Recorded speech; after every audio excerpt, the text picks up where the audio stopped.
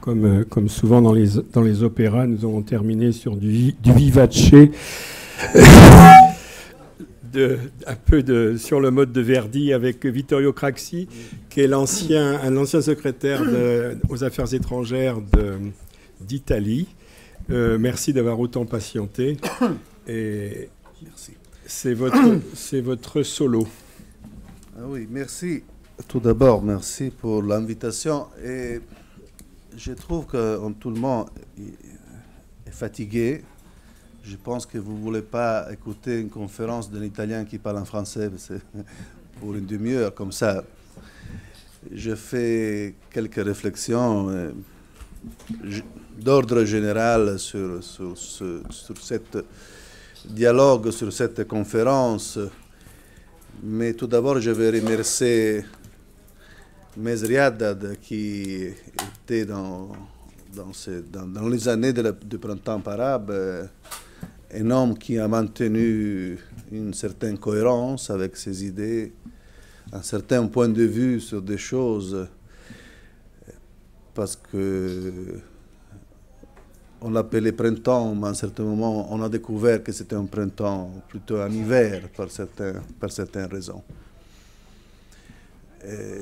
Je devais parler de la Libye, mais notamment, je me lie aux dernières interventions, parce que quand tu demandes une intervention, une aide européenne, il faut dire tout d'abord, parce que j'ai entendu dans tout l'après-midi l'Occident, ses erreurs. L'Occident, ce n'est plus le même Occident qu'on a connu. L'Europe dont on parle, ce n'est plus l'Europe dont on a connu. Il faut être clair entre nous. Ça veut dire qu'on a bien compris qu'on était commis des erreurs. Plus tard, je vais parler de ça.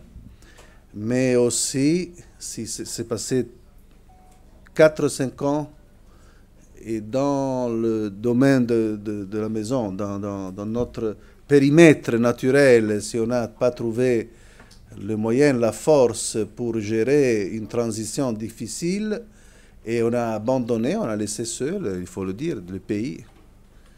Justement, la Tunisie revendique, qui je connais bien, revendique sa propre force d'avoir répondu à l'attaque, au risque qu'à l'autoritarisme politique pouvait se substituer un autoritarisme religieux. On a justement aidé la Tunisie, mais comment? Comment l'Occident, comment l'Europe? Et je ne parle pas seulement de l'argent qu'il faut donner dans ce cas. Je ne parle pas seulement, parce qu'il y a un défi culturel, politique, humanitaire qu'il faut affronter avec une force que l'Europe n'a pas démontrée, parce que dans ce moment, on sait bien, l'Europe est faible, elle est envahie elle-même par une vague qu'on risque de faire face à cette vague seulement à travers une politique d'ordre sécuritaire. Bien sûr, moi, je pense que c'est une question, bien sûr, sécuritaire, mais ce n'est pas seulement une question sécuritaire. Le fait de la mondialisation, l'effet de l'idée de créer, après la chute du mur de Berlin, un nouveau ordre mondial qui pouvait se constituer à travers la force, et en disant même avec la victoire d'un capitalisme libéral qui pouvait redistribuer les ressources dans tout le monde, on a découvert que c'est pas arrivé comme ça. Il y a un monde qui est toujours plus riche et il y a un monde qui est toujours plus pauvre.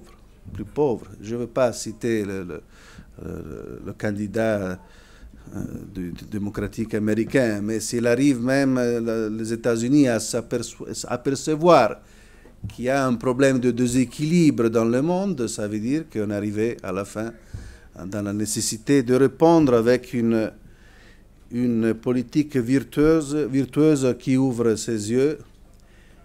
Et notre réponse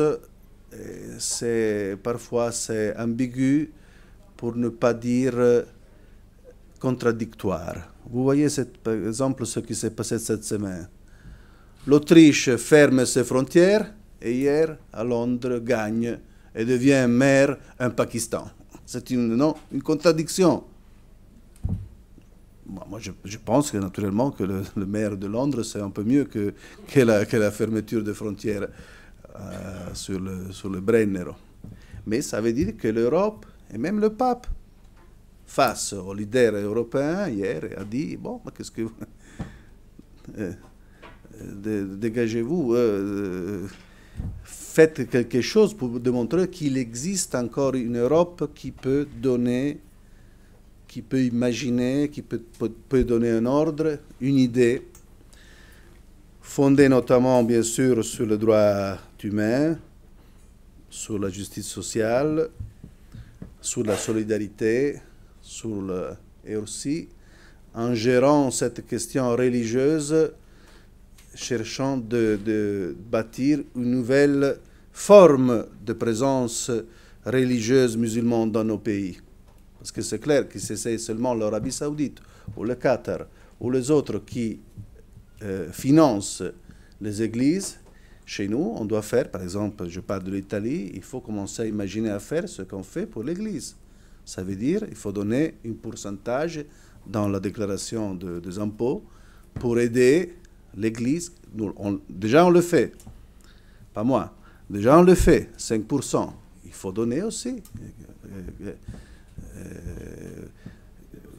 Donner la possibilité de financer que la présence musulmane dans l'Europe doit s'auto-gérer la présence religieuse dans nos pays.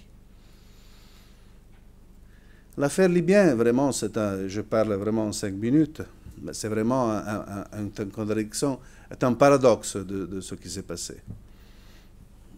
L'ami Morgen, il se rappelle bien, parce que c'était la vague, l'effet domino qui commençait de la Tunisie et qui a fait un saut jusqu'au Benghazi.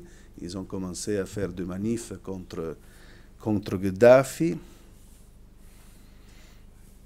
qui, bon, bien sûr, il n'est pas arrivé au pouvoir à travers des élections, Gheddafi, il est arrivé avec le cheval, avec le char, pas avec le cheval. Le cheval, c'est un peu trop romantique. Avec le char, il est arrivé, et justement, quelqu'un qui prend le pouvoir avec le char, il ne peut pas être jeté par une élection démocratique.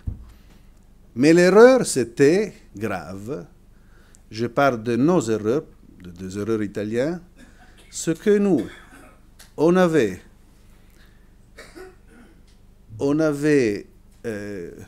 établi un roadmap et un deal final après 40 ans de rapports difficiles, parce qu'on était une ancienne colonie, pas une grande colonie, parce qu'on est resté là 40 ans, mais on était quand même colon. Après 40 ans, ça veut dire, c'était 1970-2011, on a conclu un deal avec Gheddafi, on l'a reçu à Rome, il est venu aussi à Paris avec le cheval, cette fois-ci avec le cheval blanc, avec la tente. À Rome, on a fait toute une manif. Il a fait un discours en arabe, 40 minutes de discours sans le... Et après 3 mois, on a bombardé Tripoli, les Italiens. Parce qu'on a suivi Sarkozy qui devait créer la démocratie en Libye avec le parti, je ne sais pas. Je ne veux pas être... parce que vous êtes français, peut-être il y a aussi il y a des électeurs de Sarko, je veux pas juger. Mais ça explique bien ce que signifie, et ça vient pour le passé et pour l'avenir, ce que signifie ouvrir un vide dans la vie politique, soit en Afrique, en Italie, en Europe, aux États-Unis. Quand s'ouvre un vide, le vide toujours est rempli. Et si tu n'es pas capable d'imaginer comment on remplit ce vide, tu te trouves dans une situation telle qu'on a discuté pour une longue après-midi. parce que c'est une question d'un vide politique. D'un vide politique. Bon, la Tunisie a fait face à ce vide parce qu'il y avait des racines profondes, parce qu'il y avait une culture mélangée, parce qu'il y avait, surtout il y avait l'État, et la Libye, c'est un État qui est allé en faillite. Bon, c'est un État avec une dimension tribale, avec des différences ethniques, des différences géographiques, avec des intérêts plutôt clairs, parce que tout le monde s'occupe de la Libye, pas parce qu'elle est belle. Il y avait un écrivain italien, avant que les Italiens allaient en colonie, en Libye, qui l'appelait un carton de sable. Un grand carton de sable. Alors il y a des intérêts qu'ils ont poussés, puisqu'on trouvait une nouvelle démarche de la Libye post-Gheddafi, là, ça passait que 5 ans. L'ONU a fait des efforts, ils ont donné, ils ont chargé un chef de mission, un collègue, même un camarade à nous, Bernardino Leon, pour un an et demi. Et après, à un certain moment, le chargé de la mission ONU, on a découvert qu'il était lié à un de deux factions qui étaient un contre l'autre. Puis il est arrivé l'Allemand. Et vous savez, les Allemands, ils sont en pratique, non? Ils n'ont pas de nuances, non?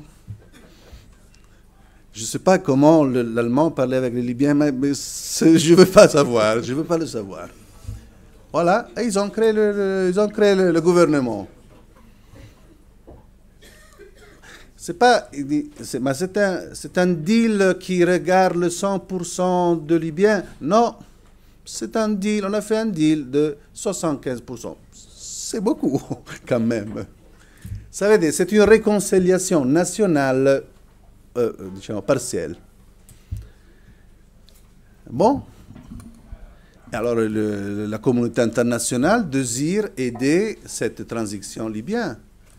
Ils sont arrivés une nuit, en cachet, grâce aux Tunisiens. Ils sont arrivés à Tripoli, ils sont débarqués, ils sont allés dans un compound du port, ils sont là depuis un mois. Ça, c'est le nouveau gouvernement libyen, des amis à nous. Hein. Je parle des gens courageux, des gens qui sont très bien, des amis. Et puis la communauté internationale, tout le monde dit non, mais nous, si on prend le papier officiel du gouvernement, et puis qu'est-ce que tu découvres? Que de l'autre côté, ça veut dire l'ancien ennemi de Gaddafi, ça veut dire le général Haftar, qui est aidé parmi les Saoudites,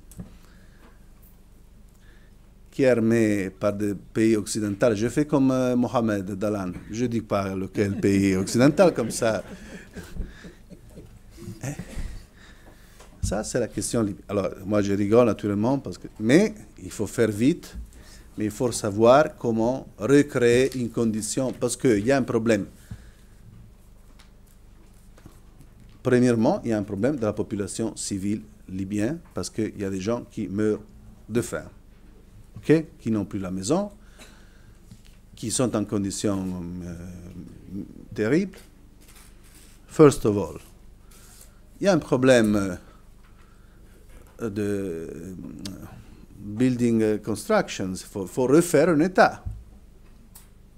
Il faut avoir un peu de création, de l'idée comment faire l'État, comment diviser, comment se diviser les ressources.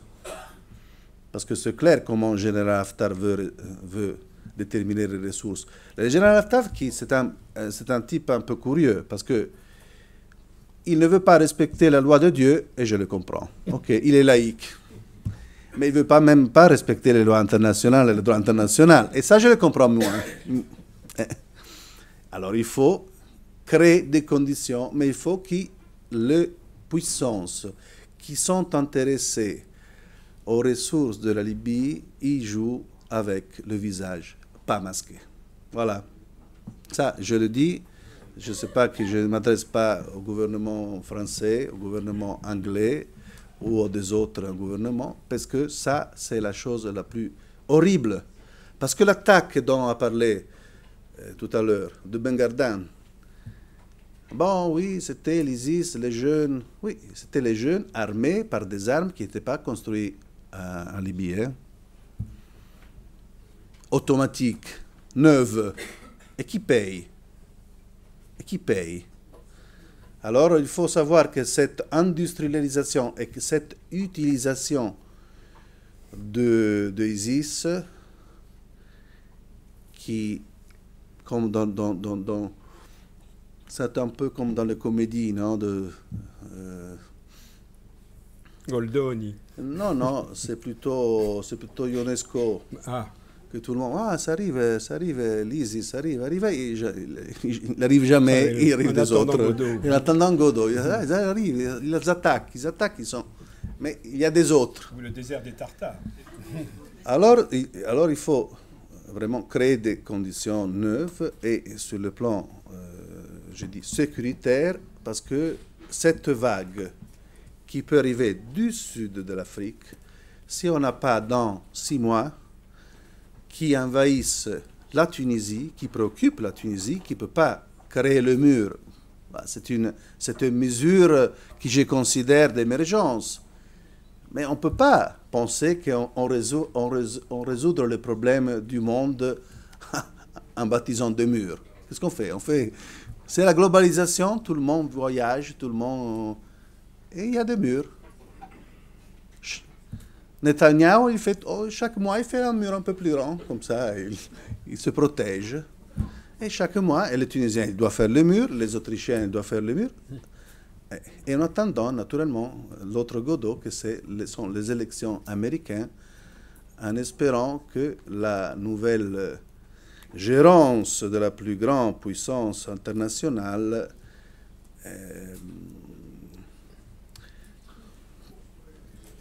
ait une vision de situation globale du monde qui peut aider notre souffrance, que c'est une souffrance économique et c'est une souffrance de leadership. Et l'Europe toute seule ne peut pas faire face même à cette chute de vocation. Il faut se reprendre, on a les moyens, on a la force, on a démontré qu'on a une forte alliance entre le peuple qui veut vivre en paix, qui sont habitués à vivre en paix, ils sont habitués à faire leur commerce et à être tolérants. Et ça, c'est un de messages, je crois, que cette conférence donne à cet espoir, à cet défi, à ce qu'on pense. Et je pense qu'il y a eu entre nous un fil commun. Merci encore.